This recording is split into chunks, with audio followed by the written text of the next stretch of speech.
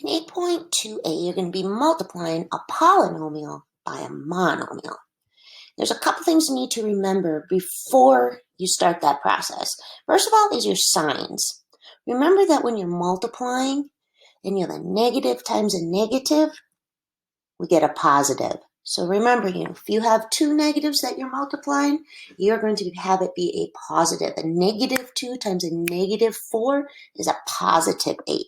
So two negative signs, and you'll turn it into a positive. If there's just one, it'll stay negative. Also remember from the last chapter that when we multiply and have the same base, like x cubed times x to the fourth, we add those exponents for an x to the seventh. So let's go practice one here, and this is the one you should be writing down. So first of all, polynomial, poly just means many terms, or many.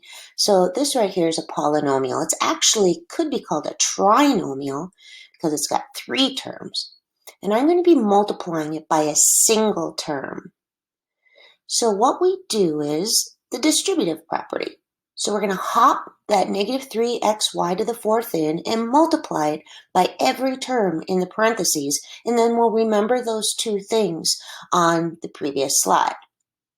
First of all, we also need to remember that when we don't see an exponent or don't see a number out front, it's a 1. So let's drop a little 1 in there. Then what we do is we hop in that monomial into the first term and we just multiply. And again, it takes 2 negatives to make a positive. So I have a negative 3 times a positive 2, which will give me a negative 6. X to the first times x squared, I add those exponents. So it'll be x to the 1 plus 2, or x to the third. The y to the fourth will just stay as y to the fourth. There's no more y's being multiplied.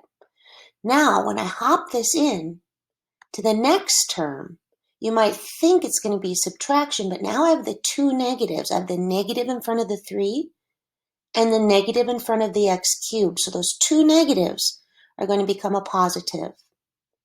There's no number to multiply the 3 by, so I just put it down. I have x to the first times x to the third. I add those exponents, and 1 plus 3 gives me 4. Same with the y's. I have y to the fourth times y to the second, and when I add those exponents, 4 plus 2 gives me 6. So next, I hop it into the very last term, and remember I multiply. And negative 3 times a positive 5, that's just one negative, it stays negative. It'll be a negative 15, and then there's no variables there. So I'll still just have x to the first, y to the fourth. So all I'm doing is hopping what's in front in and remembering that 2 negatives multiply to make a positive, and that when we multiply, we add exponents.